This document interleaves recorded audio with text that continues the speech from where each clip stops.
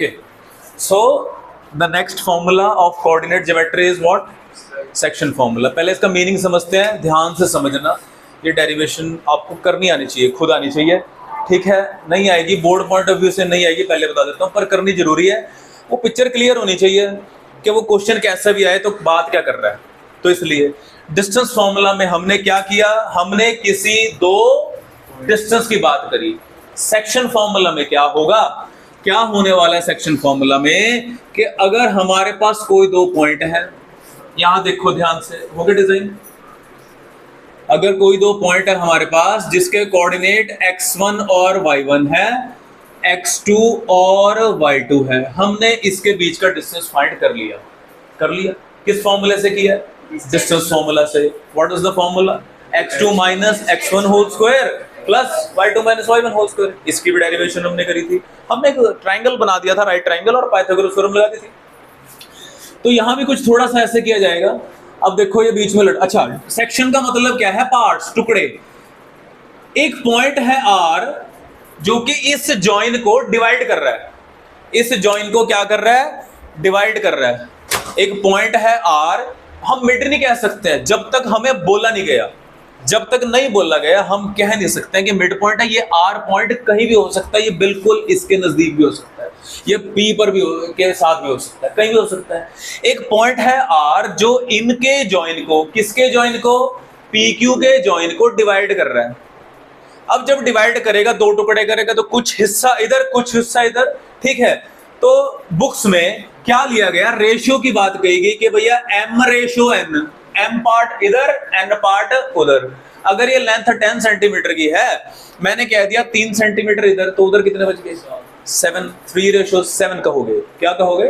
3:7। मैं कह दूं 2 टुकड़े उधर कर दो, बाकी उधर कितने टुकड़े बच गए? 8, 2:8 या 1/4 रेशियो कहोगे आप। रेशियो कभी भी, है ना, सिंपलीफाइड वर्जन होती है। तो ये मुद्दा है हमारा। इस डेटा को यूज करते हुए हमने इस पॉइंट के कोऑर्डिनेट्स निकालने हैं। किसके? जो डिवाइड कर रहा है। किसको डिवाइड कर रहा है? PQ को डिवाइड कर रहा है। किस रेशियो में कर रहा है? किस रेशियो में कर रहा है? m/n में कर रहा है। अगेन हम क्या करेंगे? परपेंडिकुलर ड्रॉप करेंगे। एक परपेंडिकुलर यहां, एक परपेंडिकुलर यहां से ड्रॉप कर दिया, और ये बीच में एक ट्राइंगल सा हमने बना दिया। कुछ भी नाम दे दो, PQRS दे दो इसको नाम, ठीक है जी, ये हो गया हमारा। अच्छा, अब यहां पर भी ज्वाइन कर देते हैं हम। चलो इसको थोड़ा डार्कन कर देते हैं हम, ठीक है जी।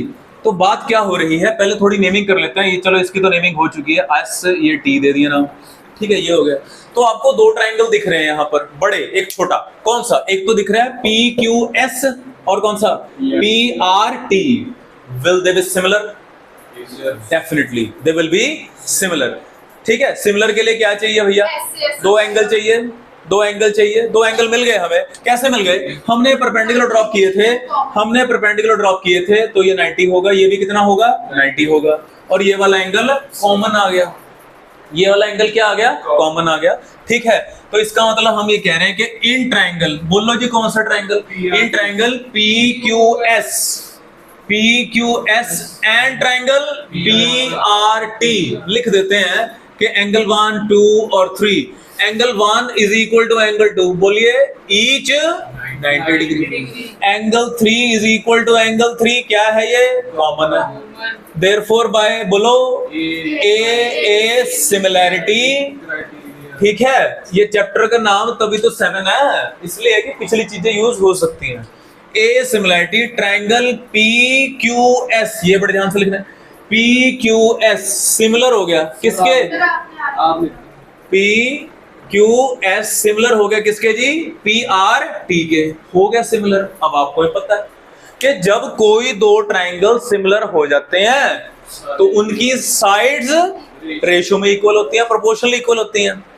क्या होगा? ये तो सिंपल ट्राइंगल है, राइट ट्राइंगल है। बड़े वाले का परपेंडिकुलर अपॉन छोटे वाले का परपेंडिकुलर इक्वल होगा। बड़े वाले का बेस अपॉन छोटे का बेस, बड़े वाले का हाइपोटेन्यूज अपॉन छोटे वाले का हाइपोटेन्यूज। ये याद रखना। यहां देखो, यहां ध्यान दो।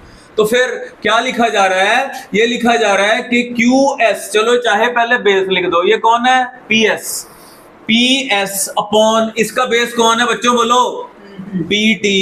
उसका परपेंडिकुलर बोलो, क्यू एस, इसका perpendicular R T. I hope समझ आ रहा है यहां तक। इसका हाइपोटेन्यूज पी क्यू है और इसका हाइपोटेन्यूज पी आर है। ये बात समझ आ गई। हमने दोनों ट्राइंगल को सिमिलर किया, बड़े इजी तरीके से सिमिलर कर दिया, सिमिलरिटी का रिजल्ट यूज कर लिया। Very easy result, easiest result के रेशियो हो गए। अब मुद्दा आ गया, अब हम देखते हैं हमें क्या पता है क्या नहीं पता है। क्या पता है हमें? पी आर पता है। पी आर जो है ये पड़ा पी आर, और पी क्यू पता है। पी क्यू कितना है? पी आर और आर क्यू, पी आर और आर क्यू हमें पता है। ठीक है, कितना है पी आर और आर क्यू? कोई बता सकता है? मैंने आपको बोला था कि ये जो पॉइंट है ये पूरे पी क्यू को किस रेशो में डिवाइड कर रहा है? एम रेशो एन में, एम रेशो एन में कर रहा है। तो पी आर की वैल्यू बोल लो कितनी है? एम। आर क्यू कितना है? एन। पी क्यू कितना हुआ? M plus N, M plus N. ध्यान से समझना। नाउ अब देखो, चलो तो मैं कह रहा हूं कि पी क्यू की वैल्यू कितनी है? एम प्लस एन है जी। पी क्यू पूरा कितना बनेगा?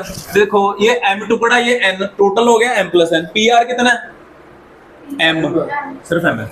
अच्छा, पी एस, पीएस की बात करते हैं। अब देखो पीएस जो होगा ये एक्स वाला कोऑर्डिनेट देखा करते हैं बेटा जी। यहां से यहां तक ये सारा कितना होगा?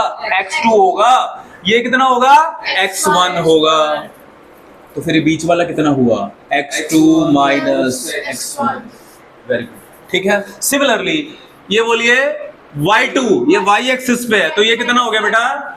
ये टोटल हो गया y2, यहां से यहां तक y1। I hope you are getting it.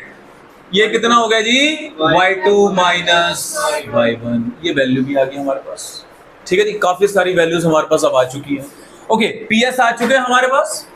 बोलो पीएस कितना आया? x2 minus x1। PT y2 minus y1। PT एक मिनट, पीएस कितना था? No no no no, PS की वैल्यू तो पुत्र कितनी है? x2 है। पीएस देखो, ध्यान से देखो, यहां से यहां तक। नहीं, अच्छा ठीक है, ठीक लिखा था, सॉरी, ये ठीक है। पीटी कितना है फिर? पीटी, हाँ देखो यहां तक कितना है? x1। ये कितना? x। तो ये देखो ये देखो ना, ये भी कर लो। अगर ये कितना होगा? यहां तक x होगा, यहां से यहां तक ये क्या होगा? x होगा। तो ये कितना बचा? x minus x1। कितना बचा? इसमें से ये कर दो x माइनस, पहले सारी वैल्यूज ही बना लेते हैं, ठीक है। तो ये कितना हो जाएगा? Can you guess? ये कितना है? हाँ, ये कितना हो जाएगा? y minus y1। अपनी कॉपी में नीट एंड क्लीन बड़ा सा डायग्राम बनाना, ठीक है। चलो पीटी की वैल्यू बताओ जी। पीटी आ गया x minus x1। QS y2 minus y1। RT very good, y minus y1। और इसकी वैल्यू तो हमने, ये ठीक है ना, PQ m प्लस n ही होगा, और ये कितना होगा? m होगा, ठीक है जी। अब जब हमें x के कोऑर्डिनेट निकालना है तो हम इन दोनों को क्रॉस मल्टीप्लाई करेंगे। किसको? इसको और इसको क्रॉस मल्टीप्लाई करेंगे, ठीक है। तो इसको अलग से x2 minus x1 upon x minus x1 is equal to m plus n upon n, ठीक है। ऐसे डेरिवेशंस करने से क्या होता है? कॉन्फिडेंस लेवल बूस्ट होता है, ठीक है जी। फिर कोई क्वेश्चन मार नहीं सकता आपको अगर इतनी कॉम्प्लिकेटेड डेरिवेशंस आपने कर ली। क्रॉस मल्टीप्लाई करते हैं जी, करो जी। x माइनस x1, पहले चलो ब्रैकेट लिख देते हैं ताकि कोई गलती ना हो। एक मैं करके दिखाऊंगा पूरी आपको, y वाला आप खुद ट्राई करना। Is equal to n into, समझ आ रहा है ना क्रॉस मल्टीप्लाई?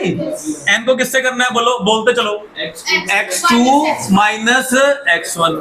टारगेट भी बता देता हूं, आपने x को खाली करना है क्योंकि x की तो वैल्यू निकालनी है। किसकी शेप में आएगी? x1 x2 mn की शेप में आएगी। कर दो जी मल्टीप्लाई। चलो जी, कितना आया? mx या mx कह लेते हैं, चलो इसको भी इससे कर दो nx minus mx1 minus nx1। सबको सबके साथ करना होता है, इसे कहते हैं open the bracket. Open the, x को m से किया, x को n से किया, x1 को m से किया, x1 को n से किया। इधर बोलो nx2 माइनस nx1। अब जो जिस जैसा है उसको उसके साथ अटैच कर देते हैं। जो जिस जैसा का मतलब कि भैया जो 2 है, जो x2 है वो x2 के साथ जाएगा, जो x1 है वो x1 के साथ जाएगा।